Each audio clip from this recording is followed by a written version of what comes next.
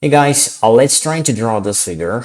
And right in here, we're having a rectangle which the size is 30 by 20. So let's try to draw that rectangle. And I can go for 30 and 20, which is seen right here. And the rectangle on top of here is just the half of the size. So I can literally copy this and you know, you don't want to go for stretch. It's not possible to stretch the top rectangle here by using stretch command. So select the rectangle. You can see a grip is right here. Then just go until that shows geometric center. So that's how you'll be stretching it.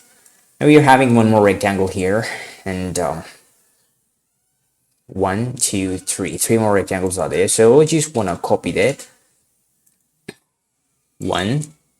So, it's not possible to pick a random point there. So what we really want to do here is we want to copy this rectangle. The base point will be somewhere over here, and the second point is here. That's okay. Now, again, copy that. Base point should be here, and the second point should be here.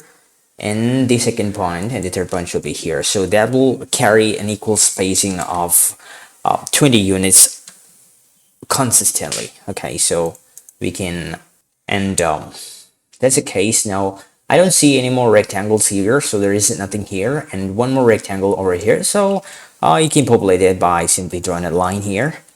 All right, okay, then right in here, there's a spacing of 70 here. So we can mirror the whole asset right into a distance of 35 units.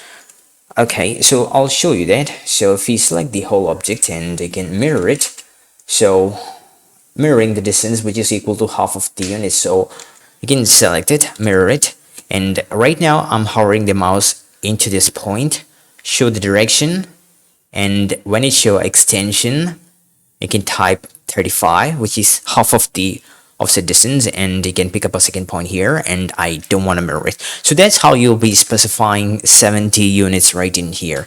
So maybe if you have some questions like how do you get 35, when you mirror it, the distance will be half, distance from the source object to the axis line if it is x, and the distance from the mirror line to the destination object is x. So the total distance between these objects are 2x. So 2x is 70 and x will be always equal to 35. That's why we have provided 35 here and obtained 70 as a spacing.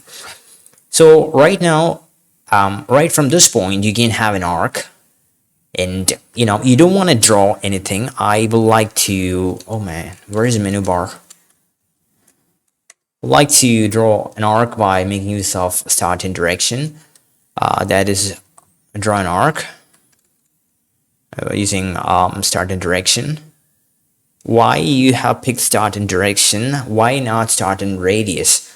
And I can go for that. It really doesn't matter. Allow to use the smartest method. So start and direction. That's right here. So that's okay, I think.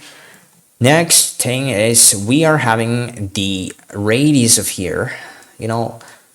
Right now we are having the top of an arc, which is having a radius of 53. So I'd like to offset it. The distance is equal to 35 minus 53, which is 35 to 53. That is 18, right? So offset it, 18. Okay, that's great. Now click here and click here. Now if you try to measure the radius, that will show in 53 right there. Okay, that's great. Alright, then what you want to do with these objects, I like to trim it and trim it. Alright, okay, that's great. Now we can have an object here. These objects are spaced equally along the arc. So you can either divide it, you can either use polar array, or you can use path array. So, I draw a line. You can't select this line. You can select this rectangle and array it. That will be very time consuming. Alright, okay, so I'm gonna select the object and array path. Where is it? Array path, and I like to select the path. No, you can say that. How many objects are there? 1, 2, 3, 4, 5, 6, 7, 8, 9, 10, 11, and 12 objects are there. So now in order to specify the number of item, I like to pick up the method which is divide and get into items, and here I like to specify number of items along the path, which is 12. Obviously, and I don't want this to be associative, and exit out of array. You can see that the height of the object is 24 given from the top of this brick. And so, what we want to do here is draw a line showing up 24 and extend it right up to here. Next, you can extend these two lines and trim these lines, trim all of the other lines. And that's it. Next thing, we can carry this. This is a straight line here. No more passage of bricks. Okay, then we can go for, there's one more line here, and this is the line, and that's passing through the center of the line. Okay, alright, now we can extend these two lines. I don't think you can extend a rectangle, and you can simply close this figure.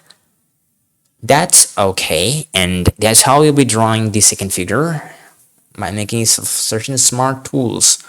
And thanks for watching.